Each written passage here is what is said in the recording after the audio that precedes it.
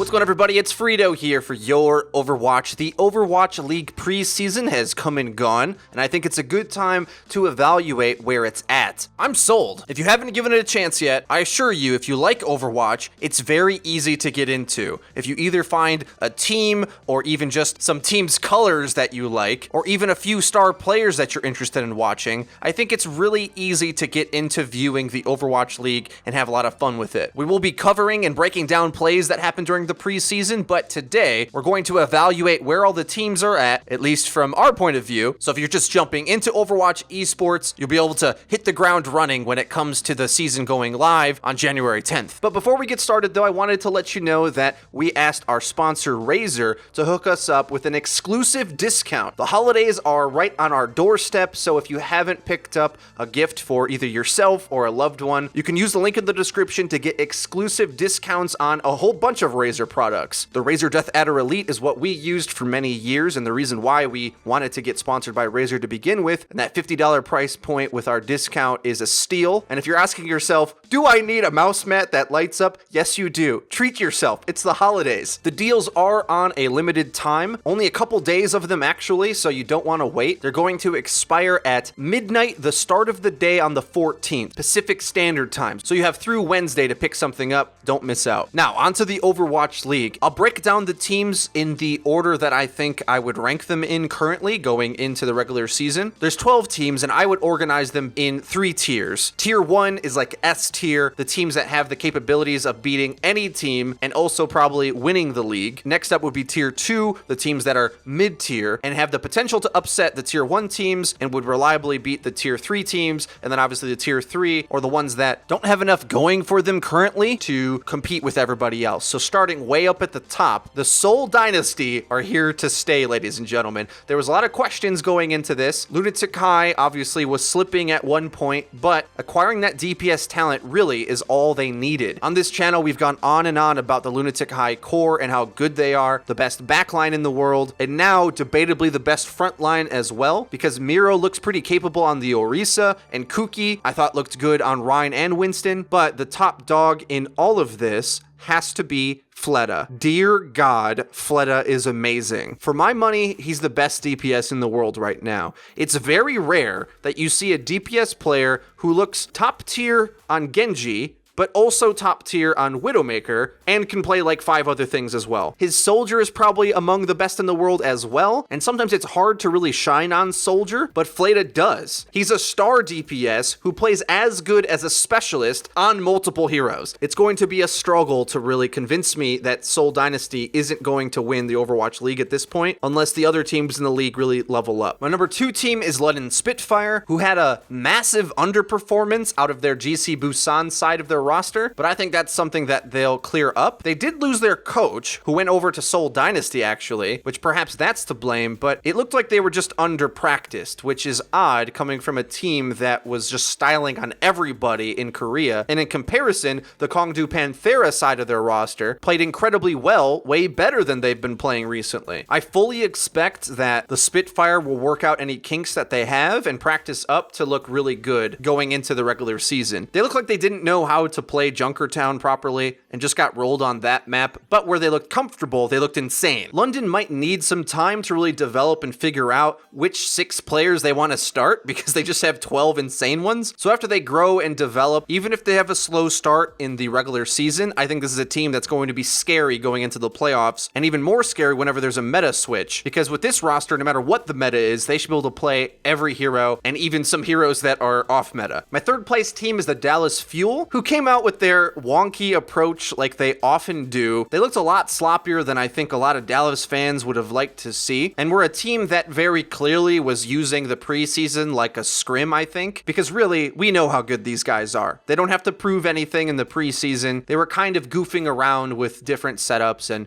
I don't take too much stock to their underwhelming performance, even in their wins. I get the impression that a player like Taimu isn't really going to show up till game day, and he has had up and down performances anyway, but he's the type of player that he goes Hulk smash mode and plays insane, but also can fall off, and in the preseason, he didn't really do much. But when he's on, he's the best player in the world, because he hits shots on heroes in ways that you can't really stop. His peak is higher than anybody. It's just that he's inconsistent sometimes. Chips was underwhelming on the Mercy, but I think that's something they can clear up. Not having a really good Mercy player is going to drop their ability in this meta, but they're the type of team that I think honestly could get away without playing one, at least some of the time. I think one problem that the Fuel are going to have is that Mickey and Coco's hero pool doesn't really feel like it's growing with the times, which may see a bit more of a star tank like XQC see more playtime actually, because I think he's a bigger playmaker right now than the other two who are more supportive in nature. And an issue they have is that some of the team comps they're going to be really good at running requires a weird musical chairs in order to figure everything out. They kind of look like Runaway in that way. A problem that they have is that their DPS players also specialize on some tanks. Effect is their best Zarya, Taimu is their best Roadhog, and actually Harry might be their best soldier. So a struggle they might have is trying to figure out how to make the best comp they can with this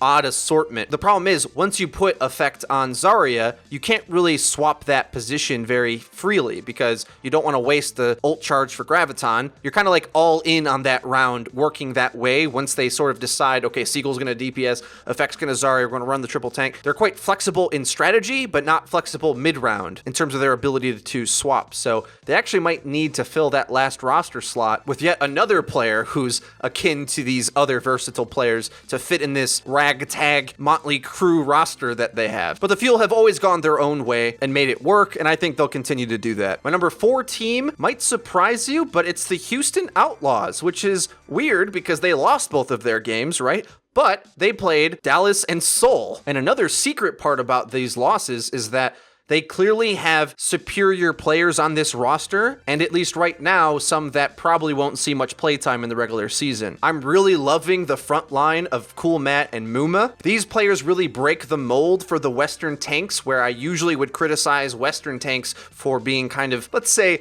lacking in the strategy department in terms of how to take engagements correctly. The tactical outplay that's capable from both Muma and Cool Matt, I think, is quite high, actually. The backline is really strong as well. Raucus is a terrifying Zenyatta and clutch player. Boink and Banny are playmakers from the support position as well. The only question comes in the DPS department. I say question, but I think we all have the answer, unfortunately. They have more DPS than they need, and the level of these DPS aren't equal. One of these things is not like the other. For one, Linkser is the real deal. I would put a player like Fleta over him, but not by a lot. Linkser doesn't have the Widowmaker, but he has a better McCree, and they look comparably insane on the Genji. There was times where Linkser's Pharah underwhelmed, but I think that might have been more due to being counter-stratted, and they may decide that Jake actually is their best Pharah, even though it's not his best hero either. They sort of have a musical chairs problem with the Pharah situation, similar to Houston. The way it works out is I think that they're going to struggle to find a reason not to start Jake and Linkser almost at all times, because for my money, Jake has the best Junkrat in Owl right now, at least thus far. A stat to back that up is that he has the most damage per 10 in the preseason on Junkrat, and his Soldier is among the best as well. His Tracer traditionally wasn't very good for him, but he played a competent one when he had to play it in the preseason. Clockwork is their best Tracer player, but beyond that, I don't know how he competes above Linkser or Jake on any of the other heroes. And even worse comes down to Mendo, who's a fan favorite and a really fun player to watch, a fun streamer as well. But despite the fact that he plays a ton of heroes too, I don't think he approaches the level of either Linkser or Jake. So in order to get playtime, I think Clockwork and Mendo probably should look to specialize on certain heroes so that they can swap in to flex in on certain key maps where the hero pools of Jake or Linkser might not work. Despite losing both to the Fuel and Seoul, they put up a very convincing fight against both, much like Team USA did against Korea at the World Cup. And there's a certain hardworking scrappiness out of this team that was eminent in all of Jake's teams thus far, including the World Cup team. And you can just see in their play that they really put in the work in order to improve and develop as players and a team. I look forward to seeing them play more in January. Really comparable to the Outlaws and just barely behind them is the New York Excelsior at the top of Tier 2. I think NYXL are the gatekeeper team into Tier 1. They're quite distinctly below those top 3 teams, I think. Mainly because I think this team's going to lack firepower until Flower is available to play on the roster. A lot of you criticized how I rated Sabiobi, I hope I said that right, in the lead up to the World Cup, and now I'm on your side. I don't think he has the best tracer aim in the world, but his duelist playstyle is pretty suffocating, actually. You can see how a player like Sinatra just wasn't prepared for it in the World Cup, and Sabiobi put that on display in the preseason as well. He's really good, but I don't rate his hero pool that widely, actually. If Tracer ever falls out of meta, I don't know what he's going to play, to be honest, but with that not looking like it's going to be a problem for a long time, I think they should try to design the team to let him be the carry at all times, sort of like the fuel do for effect. This will be easier in the regular season because in the preseason, they were short a support player and had to have Libero and Pine sort of rotate in and out of that slot. The only problem is I think they want to have Pine play the support role during the regular season, which he's definitely good at. I just don't know where I rate Libero's power anymore. He's one of those players that sort of has the problem of having a big hero pool, but not any S-tier heroes. He looked really bad in the mid-air duel for Pharah, and that's ultimately where I weigh down on this roster and limits their success. I think they might have to bench Libero and put Pine in the DPS slot, and then they'll look a lot better. This next set of Tier 2 teams are teams that I think with either some work or even some roster pickups, they have the potential to compete and maybe upset, make a run towards the playoffs. I'm not really going to rank order them anymore because these are kind of interchangeable. I'm pretty confident in my top 4 picks, but the rest of these can go either way based upon a roster swap or a philosophy change, some coaching. So we'll just roll through these teams now. One that I'm excited to talk about is the LA Valiant, who looked quite up and down at times, but the reason I want to bring them up is because I think they need to just go the next step, finish the Immortals Rogue roster combination, and pick up AKM. Please. What this team kind of needs is that top tier soldier player to really round out the roster, because unfortunately, I'm not sure what they're going to be able to do with Grim Reality. You're never going to play him on Tracer above Soon. His hero pool isn't really deep enough or high enough to bench Agilities for him, who didn't get to play in the preseason, by the way. Instead, they had Silk Thread, who looks every bit as good as Agilities and probably even plays more heroes better than Agilities does, although I would say Agilities Genji is definitely better, just by like a few percentage points. Other than that, I'm a big fan of this backline, Unko, Verbo, or Kariv. Whatever hero they want to play, they can make this work, and the tank core is solid. But some sloppy play in the preseason and Immortals in their failure at contenders as well, that's kind of holding over. I think this team needs some discipline and some harsher coaching, and they'll start to succeed even more. The next team might surprise you how highly I'm ranking them, but San Francisco Shock actually impressed me with their potential, most particularly how good Baby Bay is. He's the type of DPS player that you actually can build an entire team around. Not to mention that you also have Sinatra on the back burner, but IDDQD's return to the pro scene impressed as well. The back line of Sleepy and Doc made some plays, but also some mistakes as well, and I think the attitude of that selfless era calling from Doc seems to have made an imprint on the Shock. They have a style that can easily make mistakes if you aren't careful, but once they hash that out, I think they actually can impose their will a little bit on the enemy team. Baby Bay kind of is a stand-in for Defran in this one-to-one comparison, if you will. That's how good I think Baby Bay is. But even better in that he can play more heroes than Defran could. Unfortunately, I think they're going to have to bench Nevix, who I think needs to stop swapping roles and actually focus on improving on one of them, because he keeps playing different things on different rosters that he's on, and he's never really a standout player in any of them. So with Sinatra and Super coming onto this roster, I think they look scary, but probably aren't going to be just jumping into Tier 1 anytime soon. I'm going to bundle the next 2 teams in Tier 2. Realistically, I think they both could fit more so at the somewhat Tier 3 mark as well. LA Gladiators and the Boston Uprising. It's sort of the tale of 2 teams. Boston Uprising actually look like a pretty well-coached team, but not one that's going to razzle-dazzle their way to victory. They're quite underrated, actually, in terms of their skill, and they can control and execute Overwatch strategy strategy well, but I just don't know where the star power is in this team yet. I would rank them above LA Gladiators, actually, even though that team has more experience, because Boston Uprising look like a more cohesive unit right now. The Gladiators have some razzle-dazzle in their roster. Hydration and Surefour are playmakers at times, but this team sort of feels to fall into the normal issues that other Western teams have had in the past, where they have talented players, but they don't really command the game of Overwatch to another level. Moving into Tier 3, that's a similar issue that I have with the Philadelphia Fusion, whose roster is built all over the place. Fraggy as a tank is incredibly good, but not as good as a dive tank, which is a problem because they have a whole bunch of dive DPS, Carpe, Shadowburn, Snillo, and the mechanical Zenyatta God Boombox, making for a really odd mix of things that I don't know what this team is going to do with. We also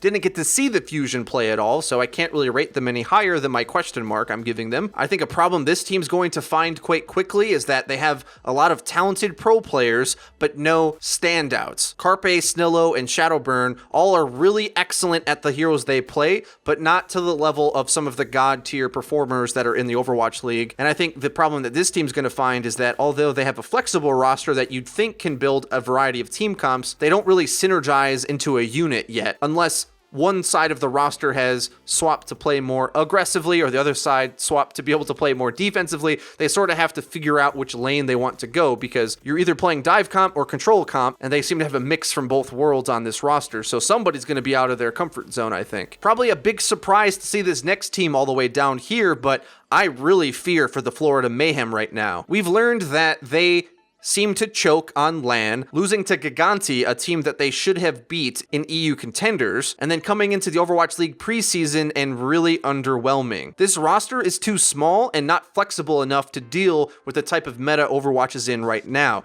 They look in really bad shape. If they could, I think this team should just sign Runaway right now, because it doesn't matter how skilled Tavik is. Schwoost doesn't play enough tanks. They don't have a really good Mercy player. Manitin is solid, but not a standout on anything. What you're looking at here is a dive comp team who's confident they can play any type of style, but I'm not. This team drastically needs to either improve their hero pool to be able to build comps around Tavik's carry, or just hope they can play dive comp to a middling success in the Overwatch League, where other teams are going to have massive amounts of swaps available to them. If Logix could perform as good as he does online on LAN, this roster might work, but he hasn't proven that to be the case, and I don't know what other heroes he really can play even to that Tracer level. I think this is a team that's going to be scrambling to fill those 6 roster slots if they want to have any hope to make playoffs, unless the meta shifts all the way back into dive meta, but I just don't see that happening. It's crazy to rate a team with Tavik on it this low, but I think it's where they're at. And also, the flexibility of Tavik doesn't stand out as much anymore because there's just so many talented players in Overwatch League anyway,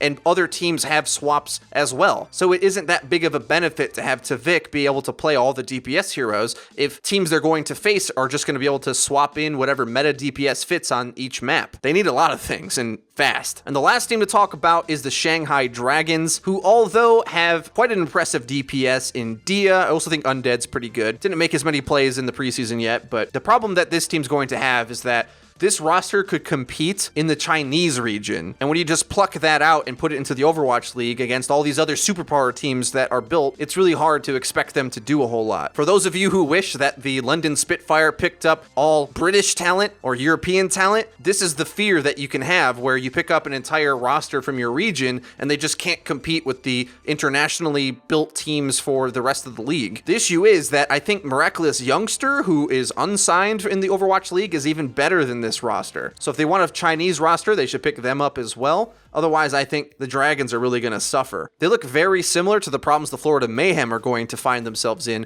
where you have a roster that was able to compete in certain regions when the competition was less dense in them. That's not how you're going to succeed in the Overwatch League. You need to seriously stack some firepower and flexibility, or you will just fall behind. And that's where the Shanghai Dragons is at, unfortunately. The good thing about the Overwatch League is that the teams are so competitive that you really have to work to deserve every single roster slot. And through that limitation, we're going to see some really compelling Overwatch. But some of these teams have to learn the hard lesson of how that works and what team management philosophies really win out. That's how I see it. Let me know your thoughts in the comment section down below. Be sure as well to check out our Razer discount, linked in the description, if you enjoyed the video and you found it useful to hopefully unlocking the joy of viewing the Overwatch League when it comes around next year. Please leave the video a like. It really does help us out and lets us know that you're enjoying the content. If you haven't already, please subscribe, because we upload each and every day, so you're going to want to hit the bell icon so that you get notified when our videos go live. Link to the description is our Twitter, where we tweet out news, updates, and dank memes. That's been it for me. I've been FREEDO for Your Overwatch. I'll see you guys next time.